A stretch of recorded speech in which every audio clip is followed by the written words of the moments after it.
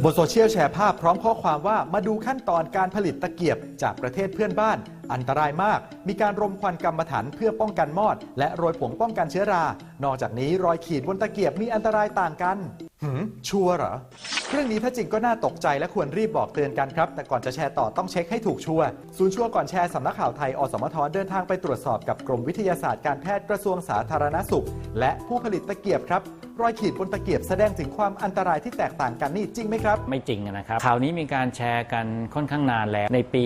5960แล้วก็มีการสุ่มตรวจไป20กว่าตัวอย่างก็พบว่ามีสารซัลเฟอร์ที่ออกมาประมาณ1ตัวอย่างและส่วนปริมาณที่เราตรวจพบก็ไม่ได้เกินมาตรฐานแล้วก็เคยมีการชี้แจงแล้วว่าไม่เป็นความจริงแต่ก็ยังมีข่าววนมาอีกไม่จริงครับเริ่มเดิมทีเขาไว้หักแล้วก็วางตะเกียบเพื่อที่เวลาวางตะเกียบเนี่ยเราจะได้ไม่ต้องไปวางกับพื้นโต๊ะแต่ว่าณปัจจุบันมันไว้สำหรับแลดูแล้วสวยงามก็แล้วแต่โรงงานไหนชอบแบบไหนลูกค้าชอบแบบไหนเห็น3เส้นสวยก็บางทีก็4เส้นเลยก็มีทำไมตะเกียบถึงต้องมีการใช้สารฟอกขาวไม้ไผ่เนี่ยถ้าเราไม่ทำเลยตัดออกมาแล้วเราก็ไปทำเลยมันก็จะดำไปเลยซึ่งมันก็ไม่ได้เป็นที่ยอมรับของต่างประเทศเบื้องต้นแล้วมันก็ไม่สามารถป้องกันแมลงอะไรได้เลยดังนั้นมันก็ต้องมีการลมควันการลมควันมันก็ทำให้เปลือกนอกเนี่ยแลดูสวยงามมีซัลเฟอร์ไหมมีแต่ในปริมาณที่เหมาะสมถ้าจำกันได้บ้านเราเคยมีเรื่องสารฟอกขาวสารกันบูดมีหลายตัวซัลเฟอร์ก็เป็นตัวหนึ่งในมาตรฐานอาหารที่มีการใช้ในประเทศไทยผมยกตัวอย่างที่คนไทยใช้กันบ่อยที่สุดก็คือเส้นก๋วยเตี๋ยวแล้วก็มีปริมาณว่าเส้นก๋วยเตี๋ยวถ้าใช้สารพวกนี้จะต้องไม่เกิน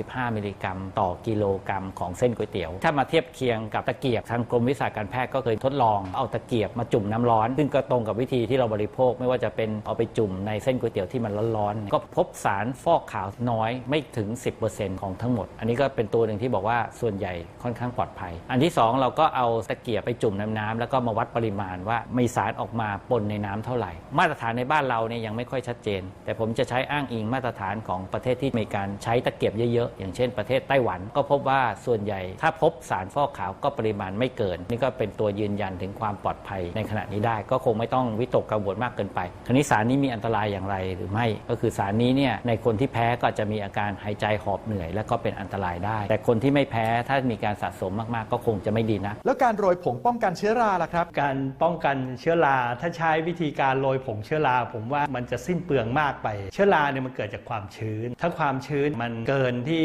12ขึ้นไปแล้วมันก็โอกาสเป็นเชื้อราได้ในโรงงานที่ดีควรจะอบฆ่าเชื้อแล้วก็รีดความชื้นให้ออกไปต่ำกว่า10แม้จากการสุ่มตรวจตะเกียบไม้แบบใช้ครั้งเดียวจะไม่พบสารฟอกขาวที่เกินมาตรฐานแต่ว่ากรมวิทยาศาสตร์การแพทย์ก็มีคำแนะนำสำหรับการใช้ตะเกียบแบบนี้ครับก็อย่าเสียดายนะครับใช้แล้วก็ทิ้งไปไม่ต้องเก็บมาใช้หลายๆครั้งเพราะว่ามันเป็นไม้นอกจากเรื่องสารฟอกขาวบางครั้งใช้บ่อยๆมันก็จะมีพวกเชื้อราเชื้อจุลินทรีย์สะสมปนเปื้อนได้ควรใช้ครั้งเดียวทิ้งถ้าใช้ตอนบริโภคก็ไม่ควรเอาตะเกียบไปจุ่มในน้ำซุปเดือดๆนานๆเพราะพวกสารซัลเฟอร์สารฟอกขาวมันจะปนเปื้อนในน้ำได้อีกประการหนึ่งก็เห็นหลายท่านชอบเอาตะเกียบมาอมเล่นเวลาไปบริโภคก็ไม่ควรนะครับเพราะถ้าเกิดมันมีสารฟอกขาวมันก็จะมาปนเปื้อนเอาได้ดังนั้นสรุปแล้วเรื่องนี้เป็นยังไงครับที่แชร์กันเนี่ยไม่จริงนะครับไม่ควรแชร์ต่อเพราะจะเป็นการสร้างความตื่นตระหนกให้กับพี่น้องประชาชนไม่จริงครับไม่ควรที่จะแชร์ต่อการใช้สิ่งของอย่างถูกวิธีเป็นวิธีป้องกันอันตรายที่สำคัญอย่างหนึ่งนะครับยังมีอีกหลายเรื่องน่าสงสัยบนสังคมออนไลน์หากได้รับอะไรใหม่เพิ่งแชร์ต่อร่วมตรวจสอบไปด้วยกันกับชัวร์ก่อนแชร์อยากให้แชร์แต่สิ่งที่ถูกสนับสนุนโดยกองทุนพัฒนาสื่อปลอดภัยและสร้างสรรค์